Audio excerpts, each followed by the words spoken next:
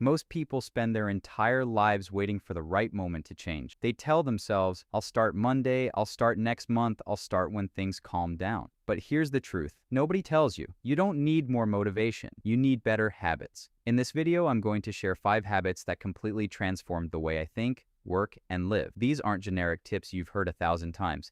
These are the 5 things that actually stuck and why they worked when everything else failed. Let's get into it. Before we start, if you're someone who's tried to change before and felt like you always end up back where you started, this video is for you. Stay until the end because habit number 5 is the one most people overlook, and it might be the most important one. The first habit sounds almost too simple, but it rewired how I approach everything. It's called the 5-minute rule. The idea is this: whenever you're avoiding something, a task, a workout, a difficult conversation, you commit to doing it for just 5 minutes. That's it, 5 minutes. Here's why it works. Your brain resists starting, not doing. Once you're in motion, momentum takes over. The hardest part is always the first step. I started using this for exercise. I told myself, just put on your shoes and go outside for 5 minutes. Most days I ended up running for 30. Apply this to anything that feels heavy. Writing, studying, cleaning, making that phone call. The second habit changed my mornings, and my mornings changed everything else. For most of my life, the first thing I did after waking up was reach for my phone. Emails, notifications, news, social media. Within 10 minutes, my brain was already overwhelmed with other people's priorities. Then I made one rule: no phone for the first hour. Instead, I used that time for something intentional. Sometimes it's journaling, sometimes it's reading, sometimes it's just sitting in silence with a coffee. What changed? I stopped starting my day in reaction mode. I started starting it in creation mode. Your first hour sets the tone for everything that follows. Guard it. Most people end their day by collapsing on the couch and scrolling until they fall asleep. I used to be one of them. The third habit is a simple 5-minute practice at the end of each day. I call it the daily review. Ask yourself 3 questions. 1. What did I actually accomplish today? 2. What got in my way? 3. What's the one thing I'll do tomorrow that matters most? That's it. Write it down. Takes 5 minutes. This habit does 2 things. First, it closes the mental loop on your day, so you stop lying awake replaying unfinished thoughts. Second, it gives tomorrow a direction before it even starts. People who don't reflect don't improve. They just repeat. This one is hard,